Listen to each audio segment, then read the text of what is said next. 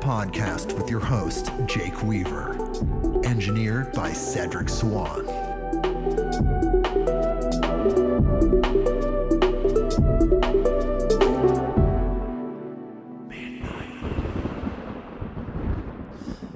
Hey, everybody. We're back with another episode of Midnight on Earth. I'm your host, Jake Weaver, and we're here to give you more knowledge, more information, and more love, as I always say.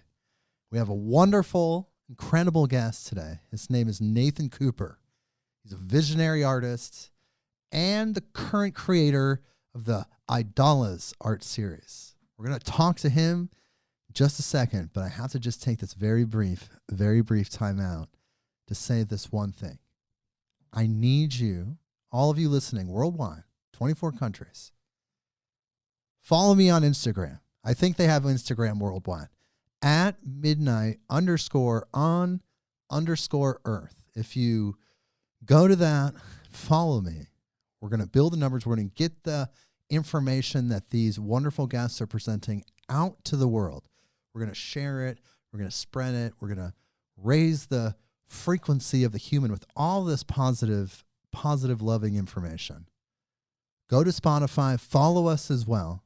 Just go ahead and go to your other podcast listening platforms, whatever they happen to be, Apple, Google. Please follow us. And of course, the most important thing is please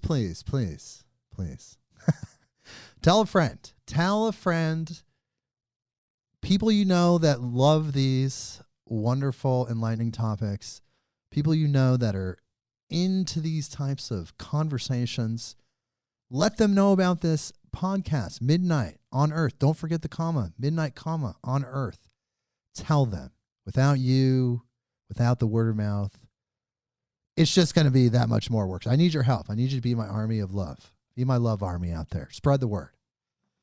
Now, we're going to talk to the incredible visionary artist, Nathan Cooper. I'm going to read his bio. Okay, Nathan Cooper, like I said, is a visionary artist and the creator of a current series of works called Eyedalas. He also hosts a Autistic Psychedelic online Zoom Meet-Up. The Eyedalas, it's a series, like I said, an art series, and it represents the exploration of self and the unfolding manifestations of the mind. Now, this is what Nathan Cooper says about himself in his bio. This is his own words. Through my art, I aim to evoke the feeling and ineffable nature of a visionary experience. At the intersections of shape and color, many hidden images emerge.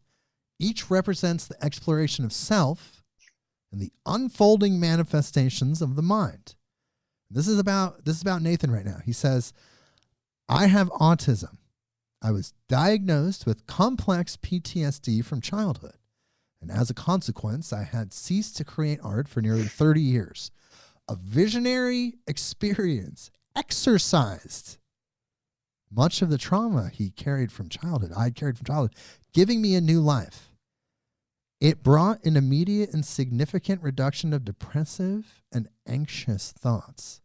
I suddenly was free from a torment of mind that I wasn't aware existed until it did no longer. I was renewed with energy, free from those thoughts, and for the first time in my life, I could appreciate myself.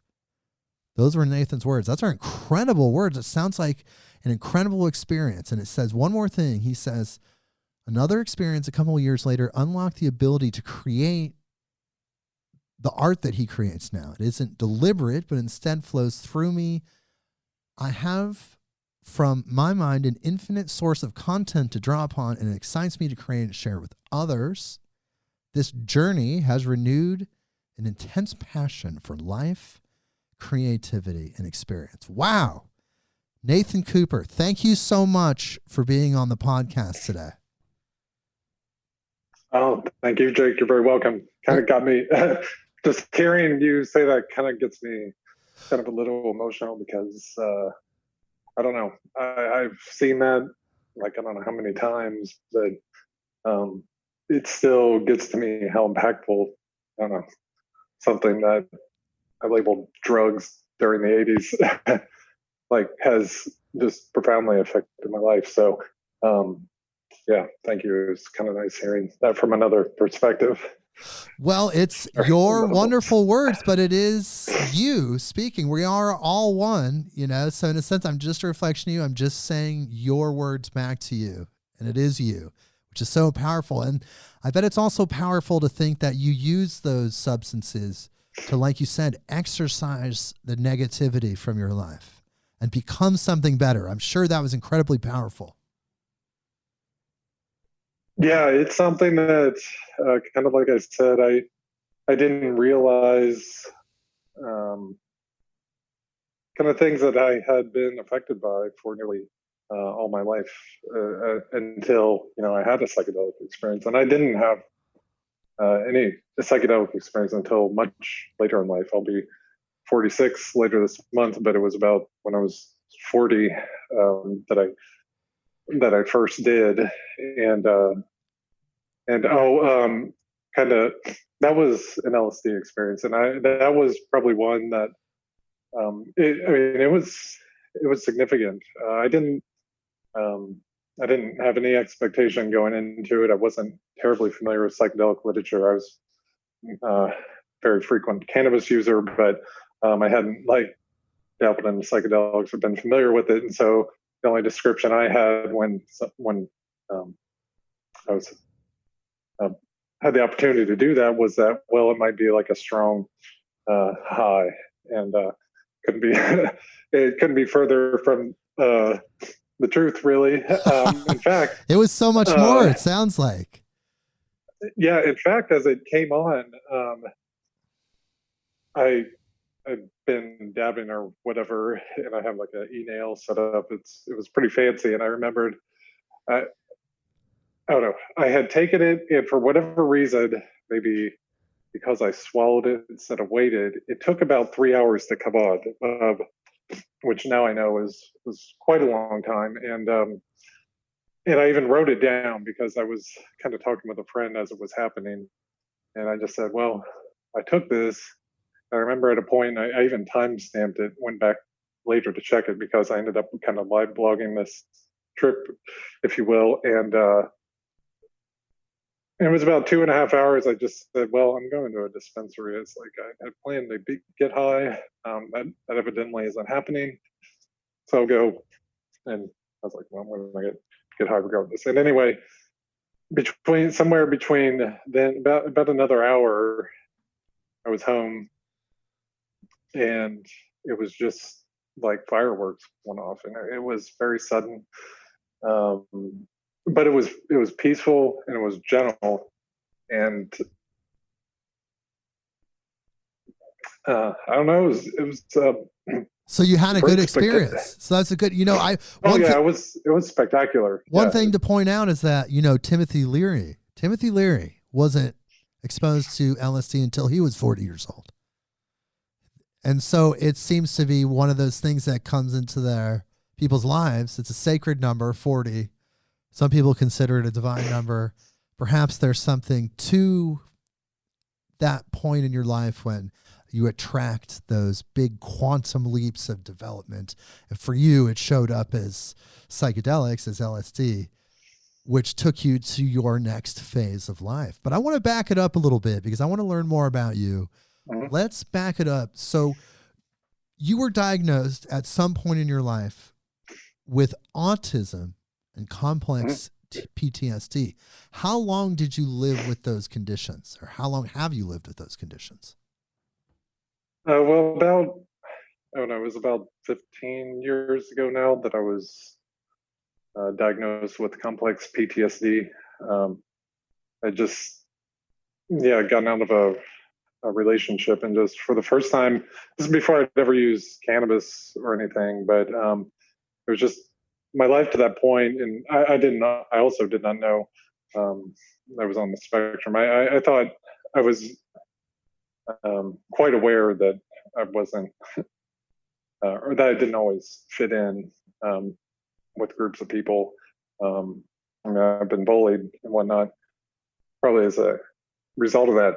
But the complex trauma, I didn't get a diagnosis for until late in life, and that I was around when I was 30, and it was challenging. I mean, it helped in the sense of putting a label on kind of the experience I had as a childhood, which was abuse by my father over a significant portion of my life, and I should say that abuse was namely, it was only really like mental and verbal. And I think I only say that because to later highlight how psychedelics kind of changed basically some of the some of your brain chemistry, some of the thought patterns, some of the emotional stuff that comes out. And just to just pause you for just a second, so you have these issues. What are some of the symptoms of autism? Because clearly we know post-traumatic stress disorder is caused by external environmental situations. But what about the autism? Like, what are some of the symptoms that you experienced? Autism, by the way, is genetic, and though I don't know which parent or parents that I might have inherited it from, or perhaps you can skip a generation. That I don't know like the specifics of how get it other than it is that. But as far as characteristics, for me, it's probably seemingly distracted. I think to a lot of people, or just see it has probably a lot of comorbidity with ADHD type symptoms, like seemingly distracted, yet at the same time I can be like as focused as a laser, like beyond distraction, which is itself is kind of, I would say, probably more than anything, if I had to say of, and for me, that's probably the big characteristics. My focus is so much that I miss either cues situationally from people, or I'm just so into my own thing that, an amount of time, whether it's hours, days, weeks, might go by before I think of or respond to, I don't know, a thing. So it makes relationships challenging because I have to actively kind of remind myself that I need to check in. I mean, if for people who check in on me, it's wonderful, but it is easy without any negative intent to just get kind of seemingly self-absorbed, and I've been referred to that a lot.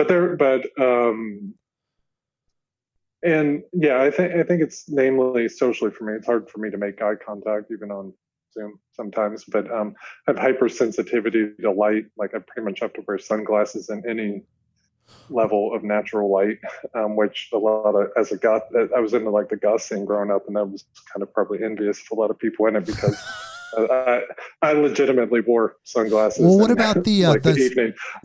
What about the psychic aspect, like the empathy, the sensing other people's frequencies, sensing other people's vibrations? Did you experience any of that? I do believe in a different way than, say, I have a couple friends who identify as highly empathic, and I think I am, but not necessarily. I think sometimes to someone's emotions, it's hard for me to kind of feel that. But there is a sense, there's like a quality of a person, I think, that I can feel beyond like how they might be expressing it. But genuinely, like if someone is, I don't know, sad, down, or whatever, I do am receptive to that, and in a strange way, and I mentioned before, it sounds kind of like woo, but a lot of the people I know who turn out to be autistic or neurodiverse in some way or another, I have a seemingly like almost like natural friendship, like a connectedness that I could talk to, similar to how I'm talking to you. It's like just a feeling that somebody respects what you're saying or whatever, and leaves you like a space to say be yourself, whatever.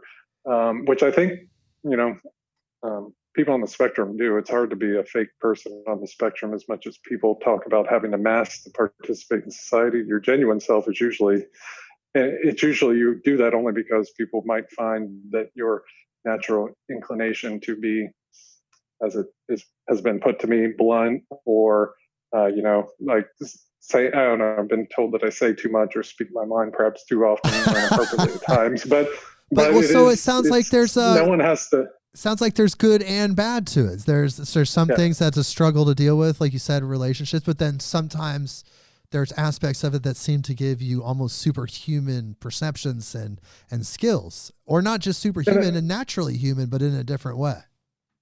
Yeah, and I would like to, I don't mean to, well, I don't know how, I mean, I guess I have to talk about myself to say it, but that is kind of one of the reasons I started, we'll probably get to it, but I started a meetup group within Portland Psychedelic Society for people on the spectrum, and namely because, you know, upon being diagnosed with autism, I also realized it has a lot of beneficial characteristics that, for me, being a 40-plus-year-old person working in like deep tech industry, and I work for, like, I'm lead product designer at a healthcare tech startup here in Portland that's renowned, and I think I would only be in that position.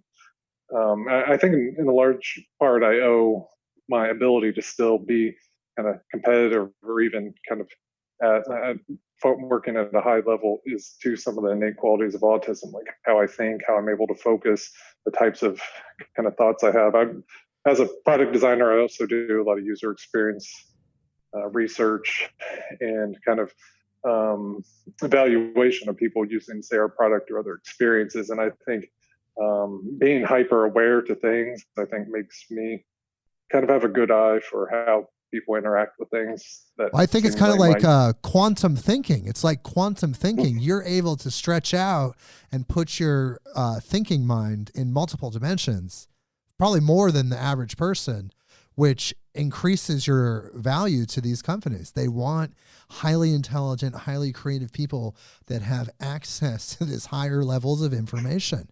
They know exactly what's going on, and they know that because you're able to access that information, you're an incredible asset to their company. I'm sure they love having you around. But besides the fact you seem like a really cool guy, like, I'm sure the fact that you're hyper talented really helps too.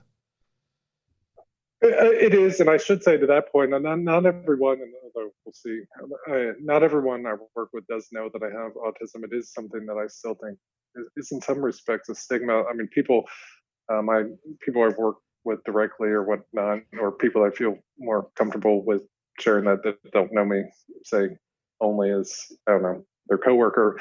I have told that too. But for people who've known me a long time, there's some that I haven't, because I feel like, I don't know, I feel different now.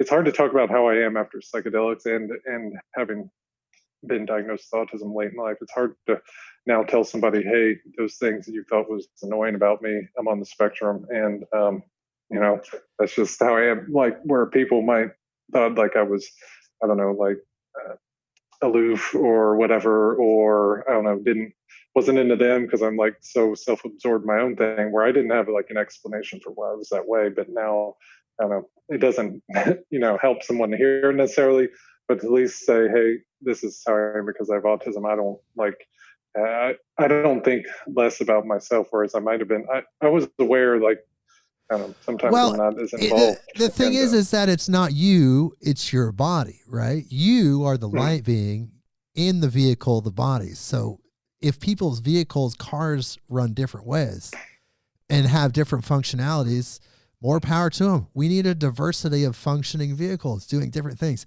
If every vehicle functioned the same, like, just think of the cars we drive. If every vehicle was a car, we'd be having problems. We need cars, we need trucks, we need trailer trucks, we need all these different varieties of vehicles because they all have a different function.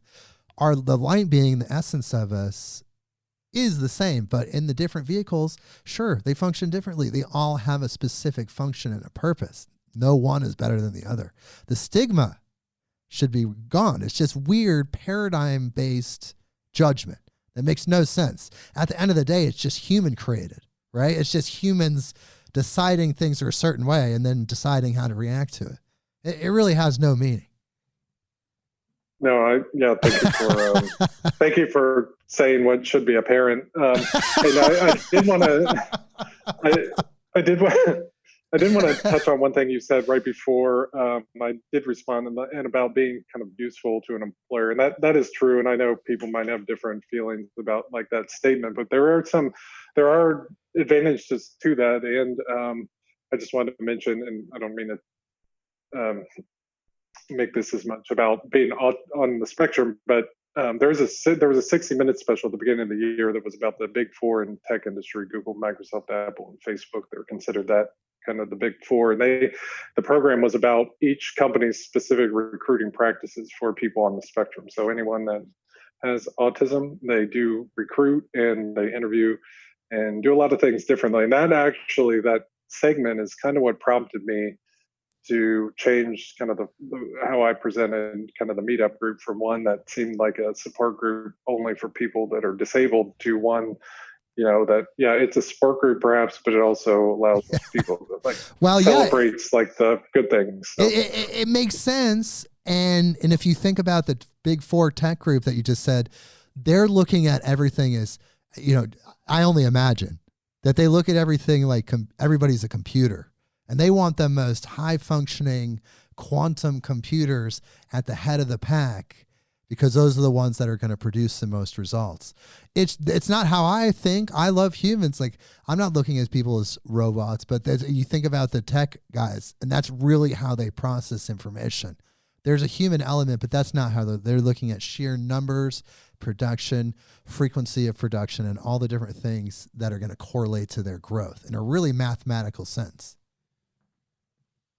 Yeah, and I guess in a lot of ways I was fortunate that one of my special interests, and this is a term you might have heard, people on the spectrum just have very like intense interests in different things. That I guess I was fortunate that maybe from being into video games as a kid, it somehow transitioned into working in tech, because a lot of people with autism, at least according to that documentary on 60 Minutes, are simply don't have employment, and I could see that. I could see how if I was into anything else, it would be I could have had a very different life very easily if I didn't find something like, I don't know. You found a niche. Like, it's kind of like if you were an incredible guitar player. I don't know, one of my favorite electronic music artists. I love electronic music. One of my favorite electronic music, one of the greatest of all time. He's a person who has Asperger's syndrome. His name is Savant, also known as Alexander Winter. He's from Norway. Creates the most incredible electronic music you've ever heard in your life. He has Asperger's syndrome, which is even like, I think it's a harder version of autism, like harder to deal with. And he's able to map out an entire track in his mind and then just sit down and just do it. Like, map it all out. It's already done. And he knows just what to click and how to do it and where to line it up. And he has this incredible output of music. So it's kind of like that. You found a niche where that's in a place that's where there's growth, where there's development, where there's energy, and you were able to apply yourself there. But then there's the other aspect of your life, which is the Autistic Meetup group, and also your incredible visionary art. I mean, I don't want to gloss over that because it's absolutely incredible. But I just want to talk about that. So, can I say one thing real quick? Oh, yeah, go ahead. To something you mentioned about Asperger's. Asperger's is something that's not used and I learned this recently, but it's not a term used in the U.S. anymore, but still in Europe. And Asperger's, as it is, typically it is what would be described as, say, high-functioning autism, usually. Oh, okay. It is for somebody that is, say, less, I don't know, maybe they have more, I hate to say exceptional qualities, but different, I don't know, enough to be self-sufficient and whatnot, because you could very easily not be. And in the US, the DSM-5, which I think within the past 10 years just put them together. So I don't know if it has like gradations of autism, but otherwise, if it had still existed, Asperger's would have been effectively high functioning. High functioning. Okay, I thought it was the other way around. Something like that. But still, So. it does seem to activate some creative downloading ability where your spirit can somehow tap into that creative field just a little bit more efficiently, a little bit better than other humans. It's really interesting. But I want to talk about, so in your bio, you talked about an experience you had, a visionary experience where you exorcised much of the trauma you carried from childhood. So I would like you, if you don't mind, to tell us that story. Yeah, absolutely. And that's kind of what I was beginning to mention. That was that LSD experience about 5 years ago. And what began as something that, I thought it wasn't, I wasn't going to get me high or wasn't working. Then I went to a dispensary to make sure that I got high that evening because I planned to. It suddenly came on about 3 hours late, and yeah, when it did, just something immediately to me, because the quality of it was not the experience. Just I felt just I'll describe it in detail, but to sum it up, I just felt like I was experiencing literal awe. Like it was, I don't know, it was just so fantastic. Now the dose, however, was a little more than moderate. I believe it's 500 micrograms. Well, that's like a double. I would say that's a double dose. The average one's about 250. Okay. And anyway, it was enough that between it and the cannabis later, yeah, it was pretty much a complete dissolution of self and like coming back to it. But as it crept up, I just remember, and it is kind of fascinating considering how intense I guess it might have been perceived to be. And when I describe it to people who aren't familiar, they're like, that seems terrifying. But to me, it was absolutely just fascinating. And I guess I'm thankful for that because I was at home kind of by myself at the time. And I never felt like uncomfortable out of sorts, but I also, I mean, it really, I don't know, could have just driven me crazy, really. But it was just, there was just an intense like outpouring of just rainbow, like color and just geometry and like rigid geometry. It started out pretty subtle, and I'm going to use a description if anyone's familiar, plays video games. I do quite a bit. There's a video game series called BioShock, and there was a third in the series called BioShock Infinite. And it describes like these parallel universes, and during the course of the game, you can see other sides, other universes through these things. They're called tears. Basically, it's like if you took this we're looking at, you just cut the fabric and you could like peer through the other side. And that's kind of what, as this experience was coming on, I saw like these, just, it looked like a hole just ripped through, I don't know what the fabric would be, but essentially just ripped through just my field of view, and then was turned into like Swiss cheese. And it looked like there was, I could see through it. I could see beyond it, and beyond it was just this expansive field of like geometry that was like the deep. So I've been a 3D artist in games and whatnot, and so maybe that influenced some of what I was seeing. I play a lot of video games. Maybe that's it too. I listen to a lot of techno, I'm going to say it seems like not necessarily.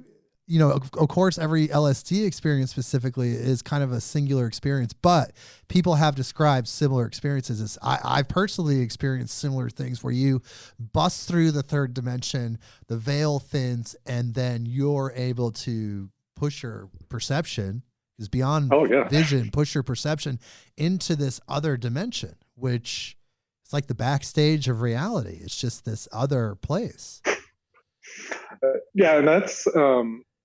I think, and that's what I'm fortunate for. I guess in some way I remember it still as vividly as I do, because I was typing this in this chat to my friend, and like as it was happening, I was saying, "Oh man," talking about like the geometry and whatnot. And it was kind of like you described. I told her, I said, if I relax my mind, And it was weird how comfortable I was just with this as a concept, because it just felt so natural. But it's really bizarre now that just thinking didn't freak me out. But I was like, if I relax here, I said, I'm literally leaving.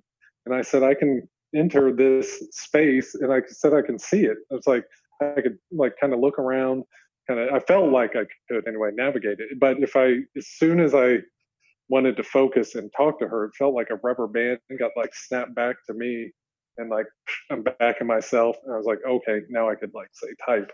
But if I relaxed, it felt like I'd drift away. And it really felt like, I mean, I could feel, it felt as if there was a physical sensation of lightness or something, just like drifting. But I mentioned I never really played with that, because I really wanted to document this, because I was like, this is out of this world. And maybe, I don't know, it would have been, it's always in my mind, like, what would have happened if I would have just kind of let that go. But that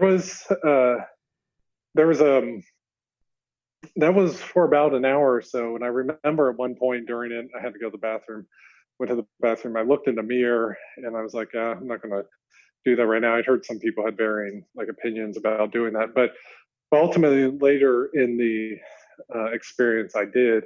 And that's kind of when I just, as I described, kind of went out and then came back. But I was just fixated kind of looking at this mirror, and I don't know. It is interesting to me now how I've heard many times people are like, wow, I can't believe you did that or whatever. But I think that's the most fascinating thing. And for a lot of ways, even though it sounds like really selfish, I think for my own trauma, it was really. So what was it about that affected the trauma? That was it showing you that there's more to this world and this dimension, that there's something that there's bigger than the human experience? What was it to you that kind of released you there?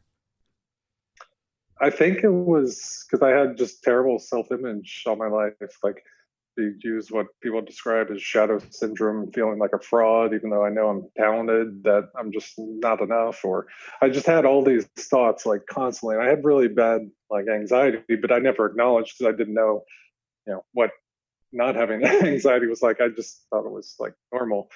And I never had a period in my life where I didn't had it. And then like, so I didn't know what it meant to come on. It was just persistent. And I think looking in the mirror, seeing like the character in my face, I mean, the way it just manifested in an impossible number of shapes or variations of texture, light. Sometimes it looked like rigid 3D polygonal geometry, like super highly detailed mesh. And I say this because, again, like to reference video games, it was kind of like every vertex and like wire on it was just like gleaming gold, and like light was coming off it. But I just saw my face, like my character really, and just all these fantastical ways. And I think me seeing myself like spectacular like that changed. So you saw your spiritual self. Changed my self-image. Yeah, your light body. You saw the divinity. What I think is you saw your own divinity, the eternal you that's beyond this specific incarnation, the eternal you. You saw that beautiful, radiant, infinite being, and it released you from your current very temporal trauma. Like all of our traumas that we go through in our lives. And so many, I've dealt with traumas in my life. Many people have dealt with traumas in their lives, but we have to remember that for whatever reason, it's a part of our script. It's a part of our story. It's what we signed up for, but it's also a very temporal experience. It's not permanent. It's going to be over so fast. And when it's over, you're going to understand every aspect of it. And when we have experiences like what Nathan's describing, then you remember, you get like a little glimpse, and you can bring that back, and that's what heals you, and that's what heals that's what healed you. It sounds like, Nathan. Yeah, that went on for a bit, and there's some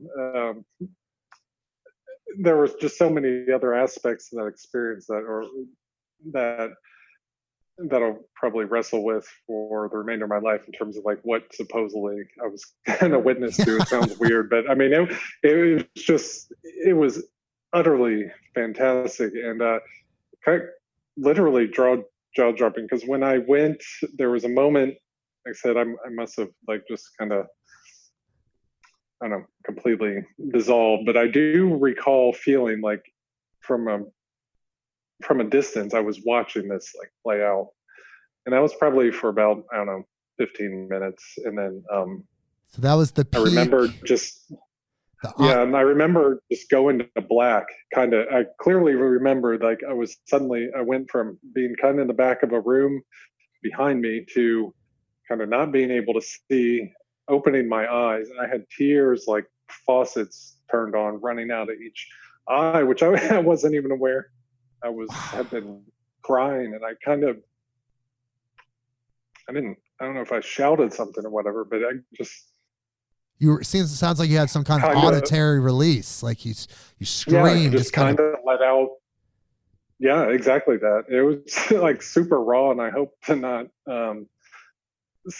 see that, like maybe feel something that intensely again necessarily. It wasn't in a bad way, and I wasn't even like conscious of it happening. It just, but that quality of it, I feel, was like an exorcism, because when I woke up the next day, I mentioned I had like always had like a storm of thoughts in my head, which I now know is anxiety. And not to say I don't have anything like anxious thoughts at all now, that's not true, but it reduced the volume from like 11 out of 10 to like something I can manage now to like a 1 or a 2. And I feel that because I don't have to process and like mentally all that anxious thought, I think that's how I have kind of energy from this experience now, because I don't have to devote that energy to like.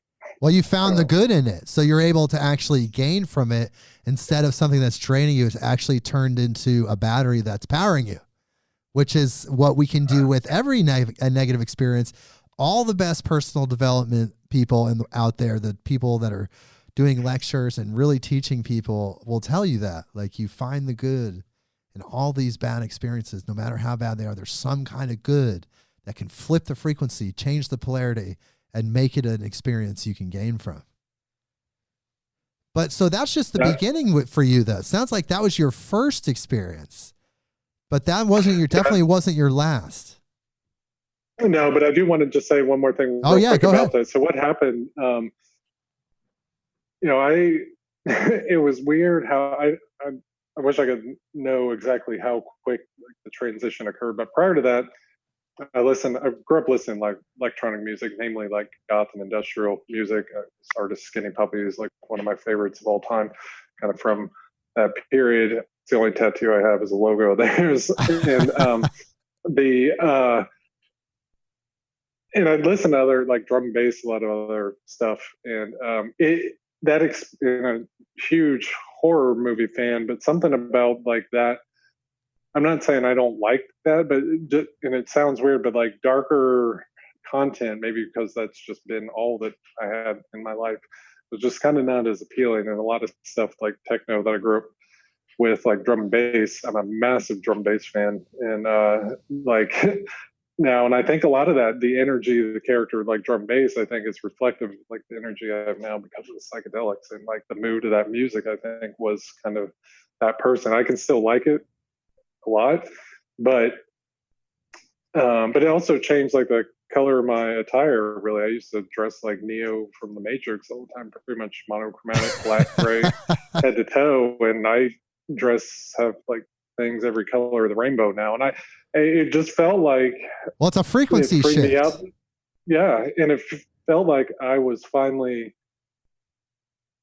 felt good enough about my own self to feel like I could express like any quality that I might not have before. I don't know. I just, things that just simply never would have occurred to me, like this purple hoodie I have on, or like things that are appealing now.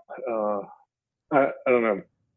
No, it's weird. It sounds like it changed your frequency. It shifted your actual, we're all electrical beings, all matter. We all know this. Everything's made out of energy. Matter can be stripped down to energy. And there's even the pre-energy, which is infinite intelligence. You could say it's God, whatever. We're all made out of God. But the energetic level, we're all just energy. No, it's exactly that. I believe. Yeah. Oh, I was just gonna say it was because of that experience. Again, I was into like cannabis deeply, but I wasn't into say psychedelics. Despite having grown up like in a like techno rave scene, like as a kid, I had opportunities to do that, but I didn't until later in life. And but what I was gonna crap now I was No, it's okay. lost. It's okay. I actually remember what I was going to say. I was going to say, Oh, go you're for free. it. You're free. I'll get back to it. It's okay. We're having fun. People, we're having a Yeah. conversation. We're two incredible humans having this very real conversation, and you're just sitting with us around the world. No, you changed your frequency. You changed your vibration. We're all vibration. When you had that experience, it changed the dial on your radio station. It brought you to a new place where you felt like expressing yourself differently. You were no longer a gothic monochromatic person. You were expressing different things. You were feeling different things. It's really interesting how you can do that. You can really shift your core frequency. And for to touch a bit on being autistic, I realized, and this is true of cannabis too. I knew the first time I got high that I had a different emotional quality that I seemingly never had access to, and had made me kind of like feel softer or more connected to things over time. And I don't know, kind of with psychedelics as well. I think both are good, at least for my own self as someone on the spectrum, for having I don't know, a little more easier access to connecting like that way. I hate to say it's a crutch, and it's not necessarily, but it is effective. At least, like the emotional quality, my experience is a little on a little higher frequency. No pun intended. If I'm high, but um, but like psychedelics, I think made me realize that I think part of the trauma was what was holding me back, being kind of having a higher vibration too, if you will. Yeah, for sure. Um, but what I was going to say about the now I realize it was it was after that experience, and again I wasn't really connected to or very informed about psychedelics much at all at that point, that I was just absolutely astonished what had happened, and I had to then just find out like who else something like this had happened to. And I ended up on found like the LC subreddit, and then a lot of psychedelic reddits, and then Airwood and all sorts of things. And just that was my special interest for a while. I was like reading about that, and I was like, I need to talk to somebody who's had a similar experience. And then long story short, that's how I ended up kind of meeting PPS. And I honestly do not know how I found out about that group now, really. I I did it's forget to kind of mention, strange. I did forget to mention to people that you are the art director of the Portland Psychedelic Society. Last episode, the episode that was recorded before we had this conversation, was with the president of the Portland Psychedelic Society, currently Casey Mitchell. Incredible episode, incredible lady. It perfectly segues into your episode you're the art director and I didn't even know that prior to this episode. I actually had no idea that you were a part of PPS. So it's just really funny that synchronicity, people, right? Remember a few episodes back, that episode of synchronicity. Remember people, synchronicity. So here we are again with another synchronicity. So I want to talk about your art a little bit. So when did you discover that you had artistic talent, where you wanted to express yourself in an artistic way? So it's kind of interesting. As a kid, I was a very avid artist. I drew a lot, and significant, like a lot more than I do now. I was just obsessed, and this kind of goes really is it's kind of core to that story. But when my parents separated, it was just something that I kind of lost interest in, I think, because I didn't have like a household that celebrated that anymore. Quite the opposite. I was told basically it's like, kind of, why bother any effort to do that? It's futile. It's like it's not going to make anything of it. Even though my father's creative himself, I've never and I don't I don't mean to exaggerate this, but I've never heard a compliment of any kind about anything that I created, and quite the opposite. Like I should just not invest time to pursue anything really. And at a point, it just kind of is how I identified. And I pretty much, like I said, stopped creating art. Now, I had a big interest in video games, and kind of when the original Nintendo came out, that had definitely had an impact on me creating art. But a lot of it was basically, and among a lot of it, basically any pursuit I wanted to do, but art was something I was innately talented at. I was just told I couldn't or shouldn't, or why should never bother. And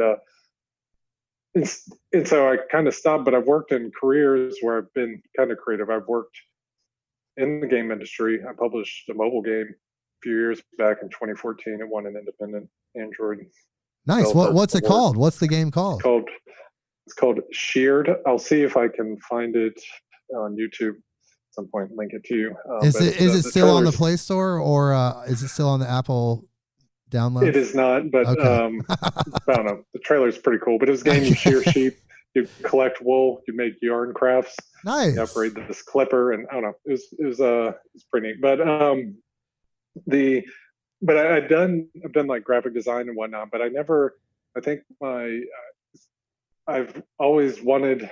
I don't know. Eventually, I relegated myself to the idea of I'll be a designer because I didn't have any vision of my own anymore. And for a long part of my life, I think I was, and probably how I developed a talent in a way of thinking about too, is that I just copied stuff because I figured, well, if I can't validate anything I made, I can copy somebody's stuff and somebody appreciate that at least, because I don't know, it wasn't me.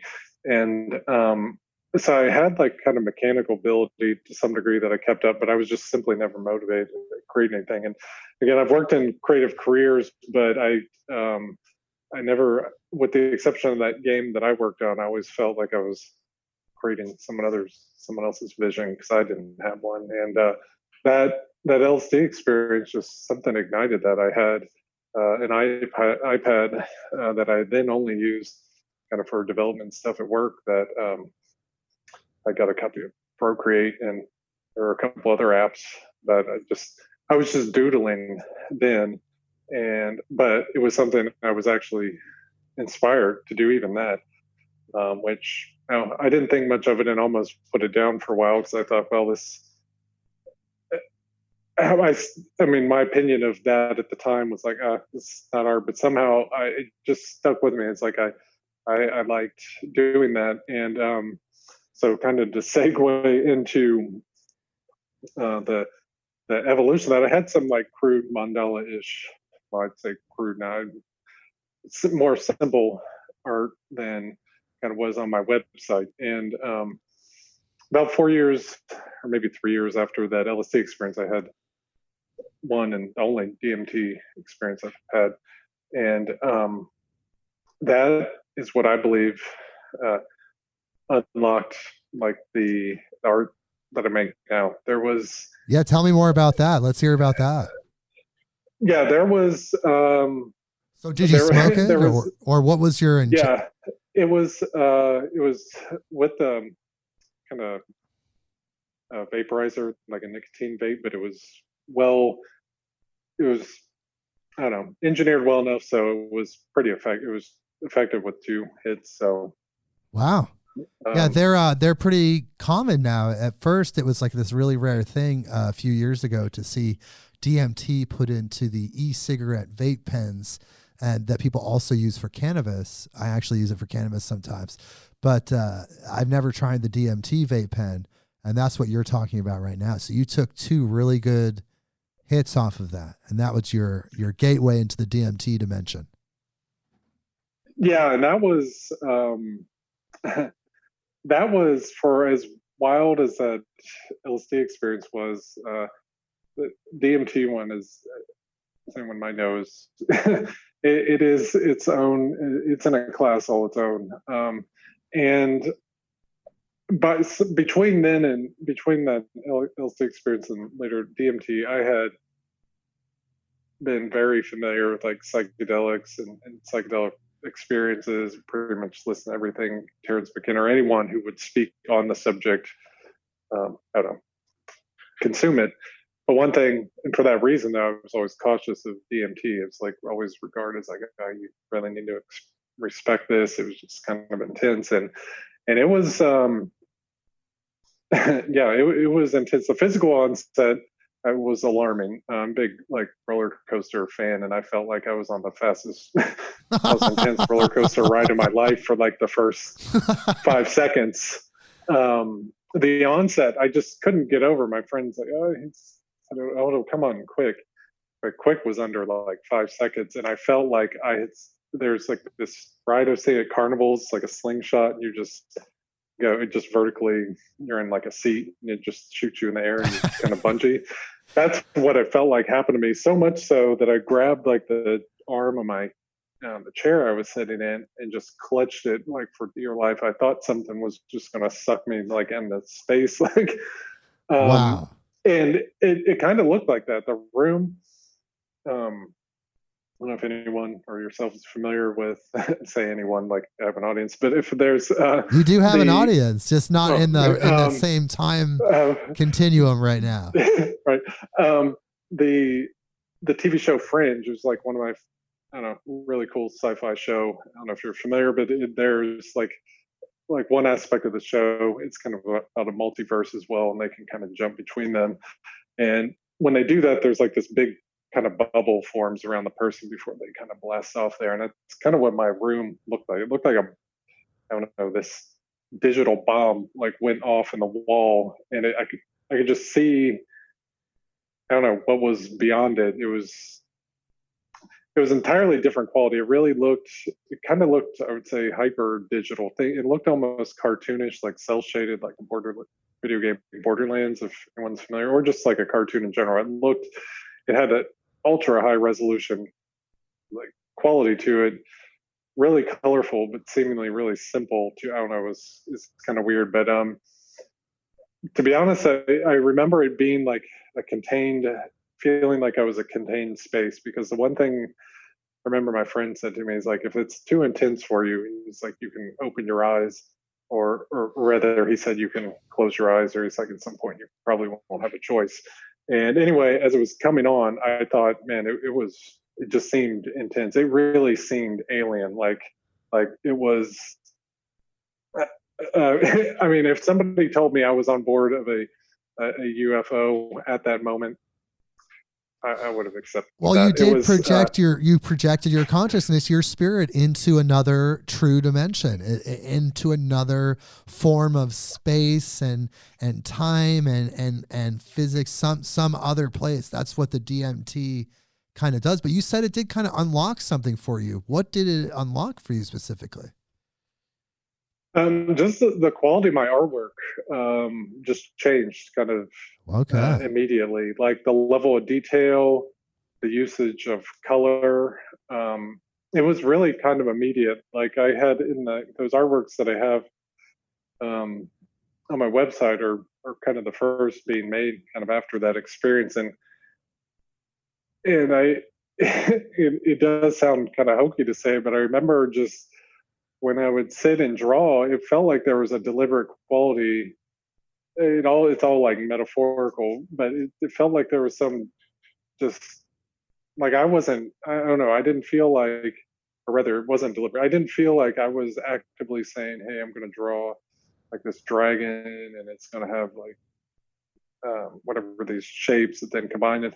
I wasn't thinking about it. It just kind of freely flowed, and yet, kind of what each, I don't know, piece to me kind of represents, just in some way kind of metaphorical for like different psychedelic experiences. But it really just kind of happened, and that was within no short amount of time, as soon as I don't know, a week or two maybe. It was just like the character of the art just improved, the detail, like the line quality, namely the colors. Though I feel like, and maybe from the psychedelic experience in general, that my ability to see like form, value, like planes of geometry, like planes of the face, if people are kind of any artists listening, um, that I have like a better understanding, even though I've been kind of studying that for a while now. Almost it just kind of leveled me up a bit.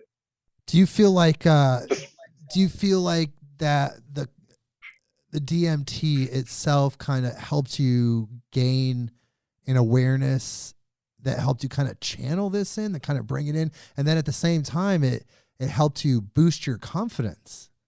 Do you think that's something that helped you do as well as part of the unlocking process? Yeah, I think that's, I hadn't really, I guess, thought about, but I think that's kind of fair to say because it was, that experience, unlike any other psychedelic, I think what's unique about it is it really does feel like another, another, another place. Like I mean, on LSD, I felt like I've been in the Matrix, but DMT, it really felt to me as if it was somewhere else. And I just want to say one thing about Sure. what my friend said to me. He's like, he said, if this does become overwhelming, he's like, close your eyes. And so when I did that, I thought, I'll see what that's like because the onset was pretty intense. And from other psychedelic experience, I thought, well, at best, I'll see some weird geometry.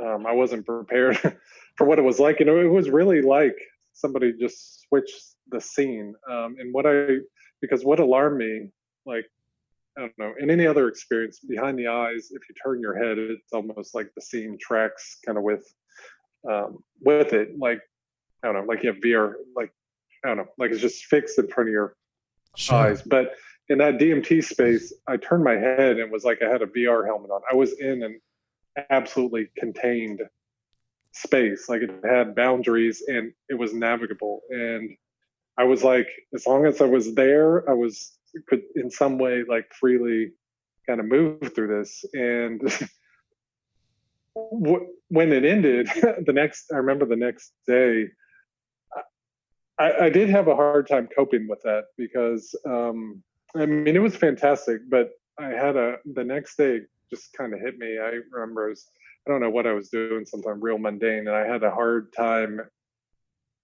I mean, I knew it happened.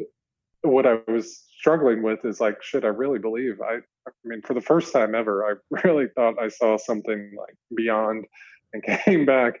And it was unsettling in a way, not in a bad way, but just that, man, that's really possibly actually occurring all the time outside of our awareness. And here I saw it for a brief second. And I don't know. Of course, it could all well be in your mind, or your mind could be like a receiver to that experience, or whatever. Like some people suggest. I think that's quite possible. Nonetheless, it was just so profoundly different. Like um, I mean, it's as different.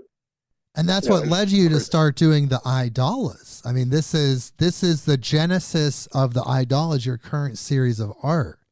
It's absolutely beautiful. You know, if people want to check it out, I mean, it's on Eyedalas, not Dallas, like Dallas, Texas. It's Eyedalas. Go check it out while you're listening to us because we've got more time. We're going to hang out for a lot longer here. And so go check it out so you get the visual on it. Thank you for sharing that. I did want to say, related to this, it was kind of weird. It was just a couple months after that happened, and I made some of these artworks. I don't know how, but someone mentioned to me that Alex and Allison Gray from COSM hosted an annual summit called the Visionary Art Intensive, and anyway, you had to apply as an artist. You had to be accepted, and in February I applied. I sent some artworks, the text from my bio, and in April, I found out that I'd been accepted to study privately with with them, and that didn't happen this year. It is expected to next year whenever it's safe to, I don't know, so you're in the books, but COVID kind of curtailed this. For people listening in the future, thank God COVID's over with. You're so lucky. But right now in this time space continuum at this moment, we're still dealing with it, and it sucks. And it kept Nathan from hanging out with Alex and Allison Gray, which we'll have on the show eventually. I did get a chat with them though for a fair bit on Zoom, and that was wonderful because I don't know, it meant a lot to me to be able to tell Alex, whose art I've been a fan of for a while, but I told him, I said, when I first was exposed to it, I said, I hadn't used psychedelics, cannabis even. I said, I wasn't aware of kind of what it was intending to represent. I told him, I was like, it looked like something straight out of Hellraiser to me, like somebody's just skinned alive, and kind of that. I didn't understand like the deeper meaning behind it. And if nothing else, I was just glad I got to tell him that, after those experiences, I could really see what he was trying to show. Because I mean, from that filter, when it's kind of interesting when you put it through that filter, it's pretty freaking metal, man. You know what I mean? It is, yeah. When you're not putting it through the psychedelic filter, it's like really intense. Wow. And you don't think about it that way, because if you're a psychedelic person, you're putting it through that filter. If you've been exposed to it already, it's just really interesting how humans, the wonderful human, can just perceive these different things in different ways. So did they seem like, sorry to interrupt you, but did they seem like cool people? I'm sure they're wonderful people. They're going to be really happy to have you as a part of their next summit in 2021.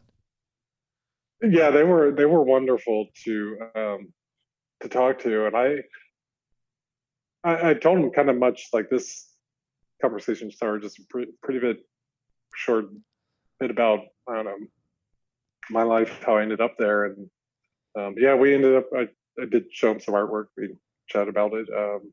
And just a lot about psychedelics in general, which I thought was really cool, because, yeah, it's kind of like this conversation.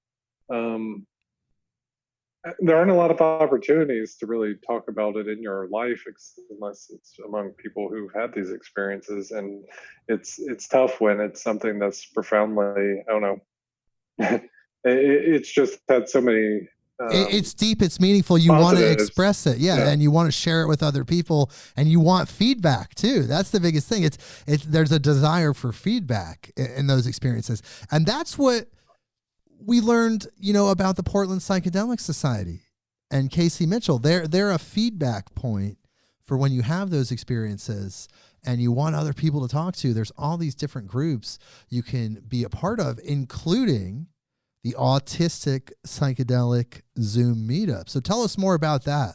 So that's people specifically with autism that are having psychedelic experiences, and they can interact and share their experiences with each other.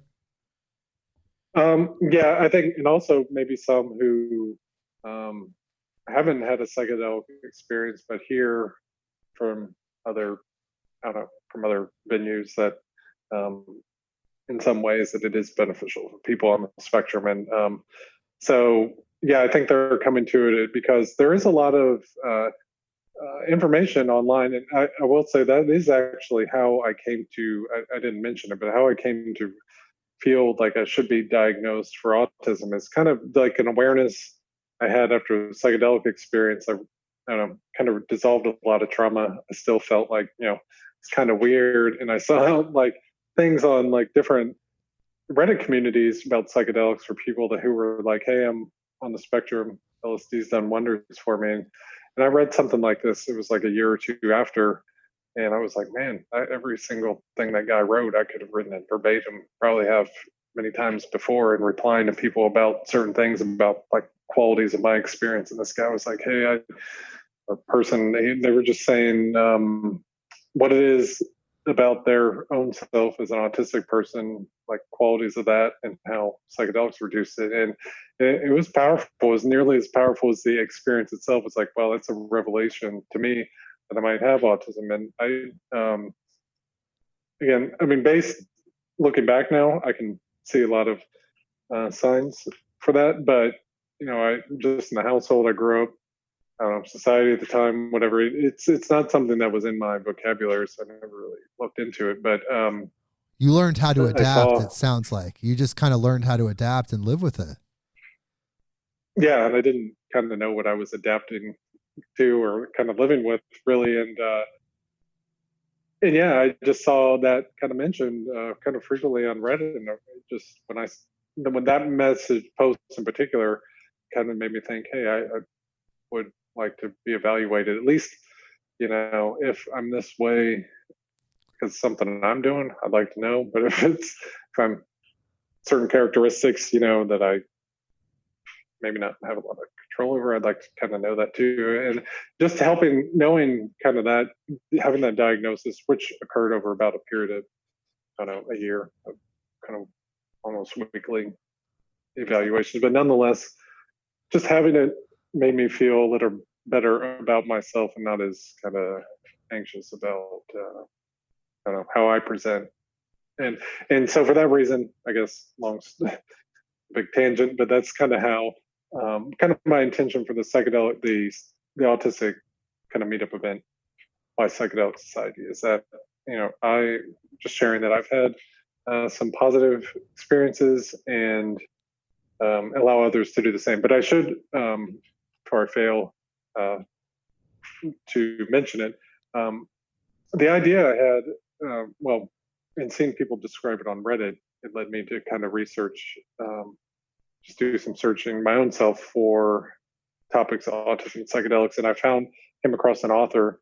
His name is Aaron Paul Orsini. He wrote a book only about a month prior to me looking for it called Autism on Acid. And it's about his perspective as a person on the spectrum and how LSD has kind of made his life a lot easier in a number of ways. And we connected, and he's attended some bar meetup events. And yeah, that's kind of how I came about it. There aren't many resources for adults, really, for people on the spectrum, and certainly not any that are talking about psychedelics probably. And so in some ways, it's the first of its kind, but it's... Yeah, you're a trailblazer. You're a trailblazer. You're in Portland. It turns out you're a Portland trailblazer. Oh, there you go. And I just like to point out that the Autistic Psychedelic Zoom Meet-Up is a monthly event. There's one coming up this Thursday, the December 10th, but it's the first Thursday of every month. Yeah, I think that's when it falls. And tomorrow's event is unique in that it is the first artist showcase event. So attendees, whoever would like to, they'll have 5 minutes of time to present whatever their art is. If it's performance, audio, visual, whatever, they'll have a platform to do it. And so that will be really cool. Yeah, that's normally it's kind of an open. That's pretty amazing. You can find out about that on the, like I said earlier, the Eyedalas.com website, but then you put the / and you write the word blog. And that's where you learn about the Autistic Psychedelic Zoom Meetup. And like I said, you're a trailblazer. There isn't a lot of information about this because psychedelic therapy, as we were talking with Casey Mitchell, is on the cutting edge. It's the newest treatment therapy.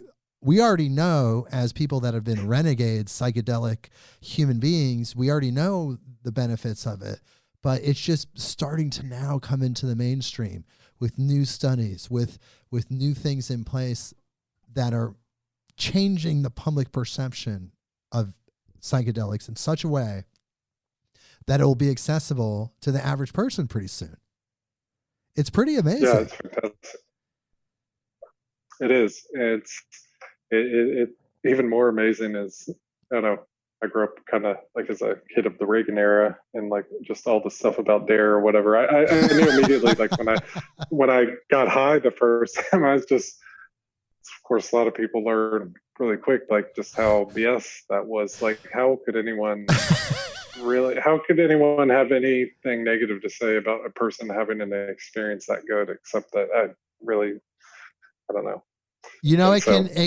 I feel like it's a blessing for you. It really helps you. To me, all drugs, including psychedelics, can be neutral depending on the intention of the people and where they're at, their frequency. You were looking for growth. You were looking for development. So the love, the light, it came to you. There's other people that just use it as a drug that could just be, like it could be any other drug, and they don't necessarily get the same experience that you would.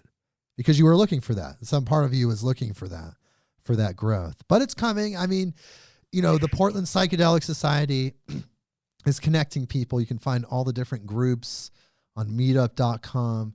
And then, you want to just learn more. You want to learn more about psychedelics because it's growing. It's becoming part of the mainstream consciousness. So what do you think your next series is after the Eyedalas? Do you have any idea what you're going to do? So you have series 1, series 2, I've noticed. Is there a series 3? What's coming next? I'm hoping to, I don't know if series 3 might, or 2 might exist beyond like the few pieces I've already made and presented there. But what I'm hoping to do, even if it remains a mandala for the time being, is trying just a different shading style. Like one thing that's kind of nice about those right now, it's pretty flat, so it allows me to kind of create and iterate them quicker. But I have a piece that I'm working on that actually I shared a bit of. Um, Actually, it is on my Instagram account, which if it's Instagram/Eyedalas, but the piece is called Menagerie, and it has like a bunch of just, I don't know, creatures or whatever kind of faces. But it's shaded as if like each is like, I don't know, geometrical, like a real solid object. It's not flat. So it was an attempt to use like a more, I don't know, realistic style, but also I think just things that aren't I do like doing like character design and stuff, but I've never really explored that beyond just quick sketches. So what about bringing the Eyedalas into the digital realm with your, your 3D artwork, that type of situation? That would be fantastic. And in fact, that is one thing that, was suggested. For me to like kind of pursue that, it could be a good avenue. Sure. It's beautiful I think artwork. it'd be fun. Yeah, I love it. It's beautiful artwork. I want to, well, I guess, I want you, we're into our last 15 minutes or so. You're such a caring person. You're such a loving person. And I just want you to really think and tell someone that has autism, that has some of the things you're dealing with, PTSD, and they're interested in psychedelics. Tell that person what they should be looking for. What is something you can say to a person that can help guide them? I guess kind of like what you said, I didn't necessarily know I was on this journey, but I was, I guess in some ways I've always been on, a path of self-discovery in some way, of kind of figuring out like, I don't know, why I respond, like, or just why I've been the way I was, and realizing now it's kind of based on experience and whatnot. But I think for someone who's introspective, and I think people having those experiences like trauma or being on the spectrum where you have a heightened experience, I think you probably are going to be really, really aware. And I would just say, I didn't know what the experience I was going to have before having it. Kind of went into it blind. So I don't know how I would put it, except I would say, in spite of my story, don't necessarily go looking for that. I think from the experiences I've had in psychedelics is that the experience you need to have will find you. For sure. Definitely. And as long as you go in it with that, I mean, I don't know. You experience it, however. I especially don't want to put any kind of like framework around how people have or do these things. But I'm just saying, from my perspective, I think that might have been why it was so beneficial. Because I know in experiences since, where knowing now kind of what kind of it might feel like, it's not always, I mean, like there's still a lot to be gained, but there was something magical about not knowing what I was going into that first time, and what made it so special, I think. So, and that was just because I didn't have any preconceived notions, like, well, I just didn't know. And I think that would be my advice, if at all possible. Just make a space to, I don't know, be comfortable, be in a good frame of mind, and just see how it goes. If you meditate or do anything like breath work, Kundalini, yoga, whatever, I think you probably already be ready. It was very pleasant for me, and so I think for people who and it could give you a new outlook, a new perspective on reality that could, like for Nathan, for you, change your life. It could really change your life. Well, thank you so much, Nathan Cooper, for being on the show. Eyedalas.com is the website. You want to go to a shop where it has his beautiful artwork for sale, Society 6, the number 6, society6.com. And this Instagram is Eyedalas. Nathan, thank you so much for being on the show. Super appreciate it. Well, thank you. It was wonderful. We'll see you next week.